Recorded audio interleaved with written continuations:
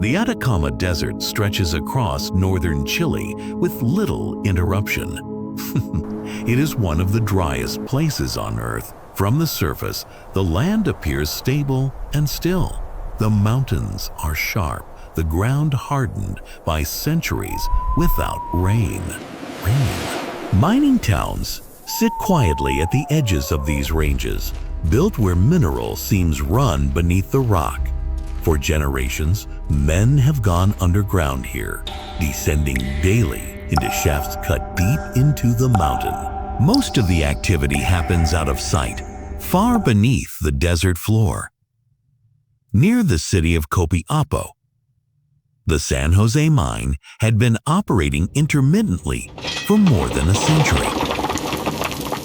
It was not a modern facility. Still, it continued to function, producing gold and copper. The mine descended more than 700 meters underground, connected by a spiraling access ramp and a vertical emergency shaft. For the workers, the routine was familiar. They entered before daylight and emerged hours later, coated in dust, their movements shaped by habit rather than urgency. The men who worked at San Jose came from nearby towns and distant regions alike. Some had spent decades in mining.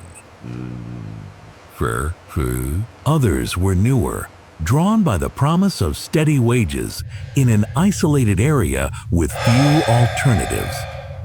Their backgrounds varied, but their days followed the same pattern. They rode trucks down into the mine, operated drills and loaders, reinforced walls where possible, and trusted that the mountain would hold.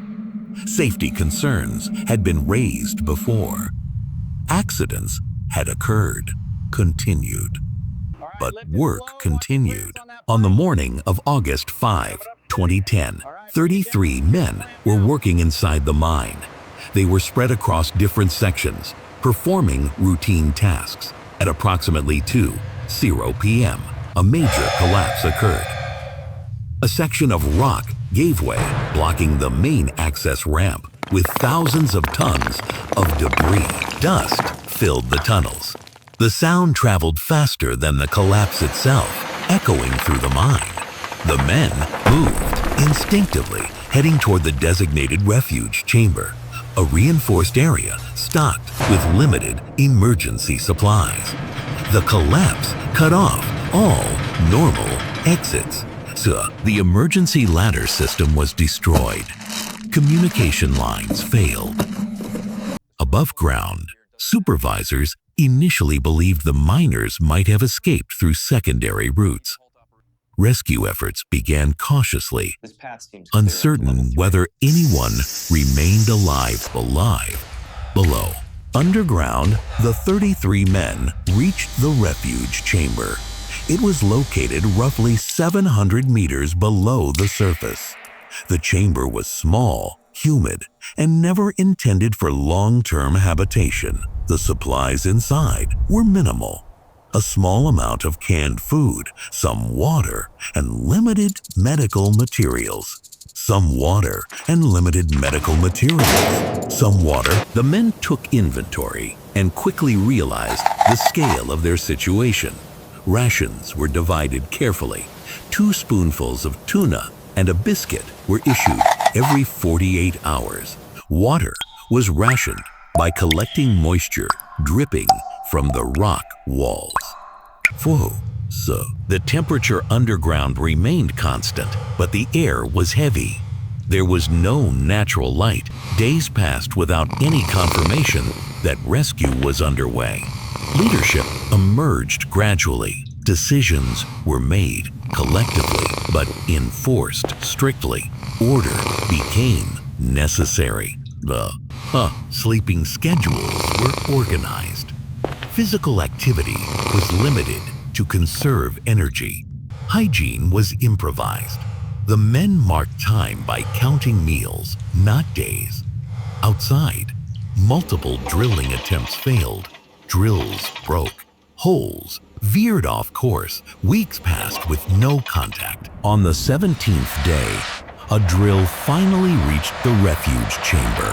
When the drill bit broke through, the men attached a note to it. The message was brief and factual. All 33 miners were alive. The note reached the surface, confirming survival for the first time. From that point, the operation changed. The rescue became a matter of logistics rather than uncertainty. Small supply capsules, known as palomas, were sent down through the narrow borehole. Food, water, medicine, and communication equipment followed. Doctors and psychologists monitored the miners remotely. Rations improved, but discipline remained. The men were divided into work groups. Exercise routines were introduced to prepare their bodies for eventual extraction. Mental strain became a greater concern than physical survival. As weeks turned into months, the effects of confinement intensified. Some miners experienced anxiety and sleep disturbances. Arguments occurred, but were managed. Religious observance provided structure for some. Others focused on routine. The absence of daylight distorted time perception. The men marked weeks by supply schedules and medical check-ins. Outside, the rescue operation expanded into a national effort. 3 separate drilling plans were pursued simultaneously. One drill, Plan B, progressed steadily. It widened the original borehole to a diameter large enough for extraction. The work was slow and precise. Any error risked further collapse. Underground, the miners were informed of progress, but given no firm timelines. They were measured regularly to ensure they could fit into the rescue capsule. Diets were adjusted accordingly. After more than 2 months underground, the rescue shaft was completed. A narrow steel capsule, the Phoenix, was lowered. One by one, the miners were extracted. The process took nearly 24 hours. Each ascent lasted about 15 minutes. All 33 miners reached the surface alive after 69 days underground. Medical evaluations followed immediately. Some required hospitalization. Others were released within days. The mine was closed. Investigations continued for years. Responsibility was debated. The mountain remained. The survival of the Chilean miners became a global reference point, not for triumph, but for endurance under controlled restraint. The story is not defined by a single moment, but by sustained discipline in isolation. Beneath the Atacama Desert, 33 men waited, adapted, and survived. When they emerged, the world briefly watched. Then, the surface returned to quiet.